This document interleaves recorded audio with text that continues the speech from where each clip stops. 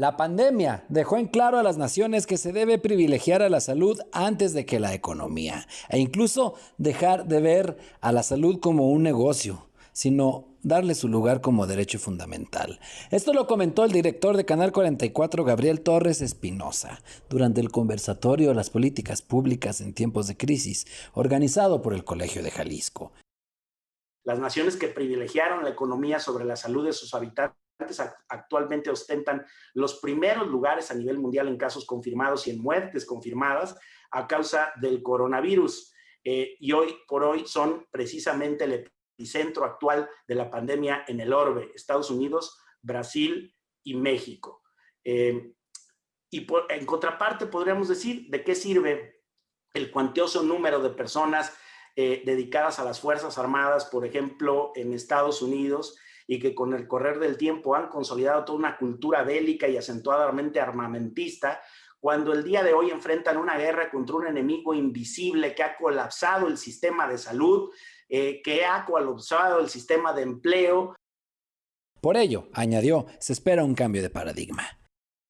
A partir del COVID-19 se suscitará un cambio de paradigmas de igual magnitud en el orbe, pues habrá una intrínseca y sustantiva relación entre la inversión en infraestructura sanitaria y personal médico de las naciones con la seguridad nacional ante las pandemias y la estabilidad macroeconómica de un país, derivado de su capacidad para gestionar un problema de salud como el que hoy estamos enfrentando a nivel mundial.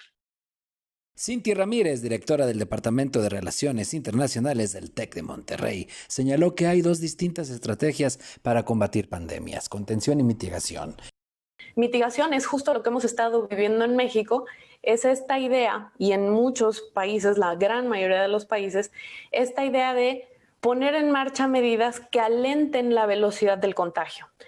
Una desventaja de la mitigación es que la epidemia se vuelve más larga, como ya nos han repetido hasta el cansancio, pero también es que no necesariamente evita que se rebase la capacidad de los sistemas de salud, pero sí evita que se rebase en la medida en la que se hubiera rebasado sin ninguna medida para atender la epidemia. En el caso de México, el investigador del Colegio de Jalisco, Alberto Arellano Ríos, explicó que la pandemia puso al federalismo a prueba.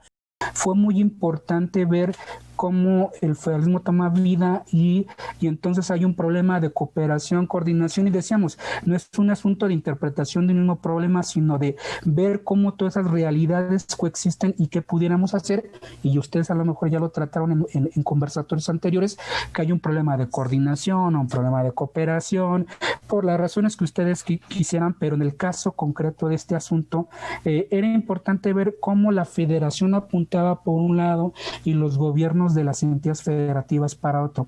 Said Sánchez señaló que cada estado implementó acciones desiguales para mitigar la crisis del coronavirus. Por ejemplo, el Estado de México implementó 9 acciones, Jalisco 6 y Chiapas solo 2. Estados presentan diferencias en varias dimensiones: en la cantidad de recursos disponibles, en los niveles de aplicación de la ley, en los niveles de corrupción, incluso en los grados de institucionalización que presenta cada burocracia estatal, entre otros aspectos.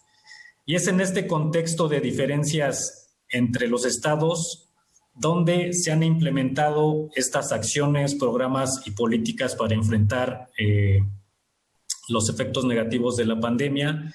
Otro aspecto que señaló Said Sánchez fue la falta de transparencia en diversas entidades federativas. La mesa fue moderada por el doctor Freddy Mariñez, investigador del Colegio de Jalisco. Para Señal Informativa, Julio Ríos.